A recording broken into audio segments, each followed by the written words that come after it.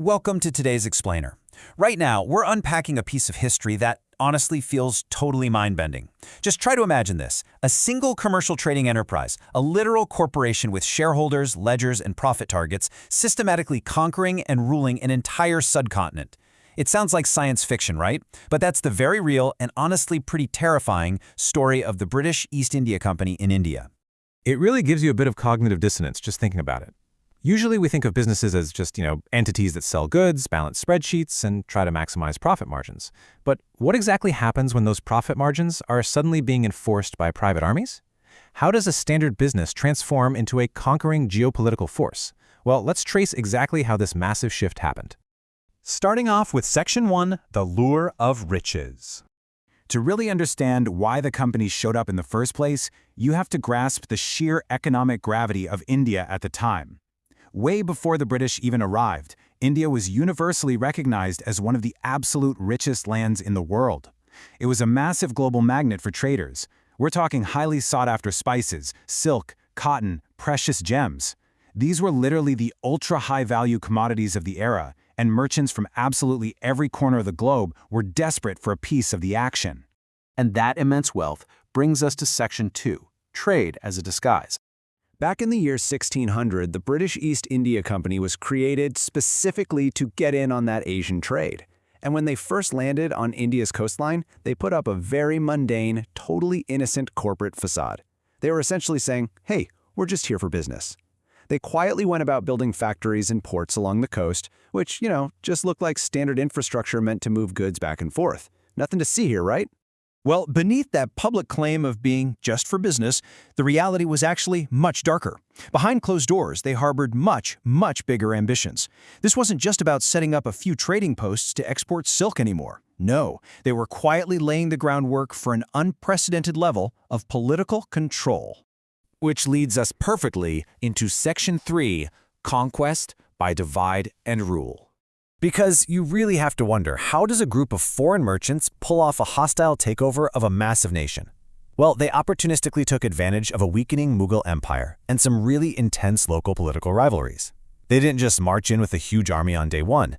Instead, they used this incredibly insidious step-by-step tactical playbook. Step 1, diplomacy. Step 2, bribery. Step 3, forging secret alliances. And finally, Step 4, the classic strategy of divide and rule. They systematically turned Indian rulers against one another, basically letting the local powers fight and weaken themselves while the company's influence just steadily grew in the background. Let's zoom out for a second and look at the sheer scope of time this required. The company was created in 1600. It operated and slowly expanded its footprint for over a century and a half. But then we hit this massive turning point in 1757, which eventually leads to an absolute breaking point exactly 100 years later in 1857. Let's look a little closer at that first crucial turning point, the Battle of Plassey in 1757. Honestly, this wasn't even a standard military conquest. It was mostly achieved through internal betrayal inside the enemy camp. The East India Company managed to defeat the Nawab of Bengal, and this victory was monumental. It gave the company direct control over one of the richest regions in all of India. It officially marked the beginning of British political domination on the subcontinent. Suddenly, you've got a corporation collecting state taxes to literally pay its shareholder dividends in blood and territorial gain. It's unbelievable. But of course, this domination came at a staggeringly high price, which brings us to Section 4, the cost of corporate rule. The transition for the local population was devastating. Before company rule, India boasted all these thriving local industries. But once the company took the reins, the focus shifted entirely to maximizing corporate profit for shareholders all the way back in London. That meant incredibly heavy taxes and an aggressive, systematic wealth drain. India's resources were continuously funneled directly to Britain.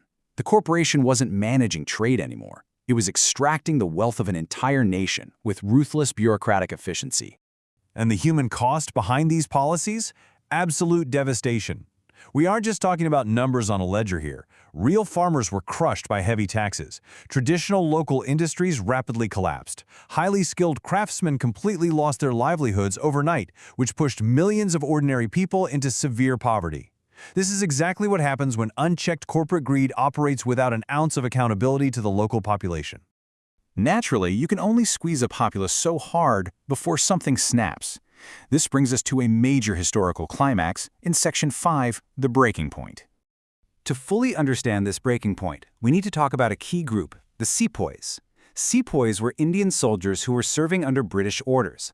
They were essentially the muscle that the East India Company used to enforce its rule. But remember, they were also part of the very local population that was suffering so deeply under that same corporate rule. By 1857, the anger simply boiled over. The sepoys initiated a massive uprising, but they absolutely weren't alone. Princes, farmers, everyday civilians, they all joined in. It was an incredibly diverse coalition of Indian society. They put aside their differences to unite in a shocking, widespread rebellion against British corporate rule. Now, although that immense rebellion was eventually suppressed, the shockwaves were permanent. 1858 marked the definitive end of the East India Company. That massive uprising utterly shocked Britain. It exposed the undeniable, severe dangers of letting a private corporation run a whole country. So, the company's rule was formally terminated. Which ushers in the final chapter of our explainer, Section 6, From Rebellion to Freedom. In 1858, the British Crown stepped in to take direct control of India, beginning the period known as the British Raj. Even though formal colonial rule continued under the Crown, the events of 1857 had ignited this massive spark of national unity that just couldn't be extinguished. Through ongoing protests, highly organized political movements, and immense sacrifice by leaders, reformers, and ordinary citizens, India engaged in a long, incredibly difficult struggle. But that relentless push ultimately culminated in their greatest goal, independence in 1947. So, what's the ultimate takeaway from all this? The story of the East India Company is so much more than just a history lesson about trade and conquest. The fundamental lesson here is about the sheer danger of economic ambition mutating into unchecked political power. It's a stark, undeniable warning from history about what happens when corporate profit motives are allowed to dictate the fate of millions of people. I want to leave you with a really powerful thought drawn directly from our source material. Freedom is never guaranteed. It is earned through courage, unity, and the resilience of those who refuse to give up. I think that perfectly encapsulates the incredible human determination required to overcome subjugation and colonial rule. Which brings us to our final thought, and a question I really want you to ponder after we wrap up this explainer. At what point exactly does a business become an empire? Thank you so much for joining me today. I hope you found this breakdown as absolutely fascinating as I did. Keep questioning the structures around you, and I'll catch you next time.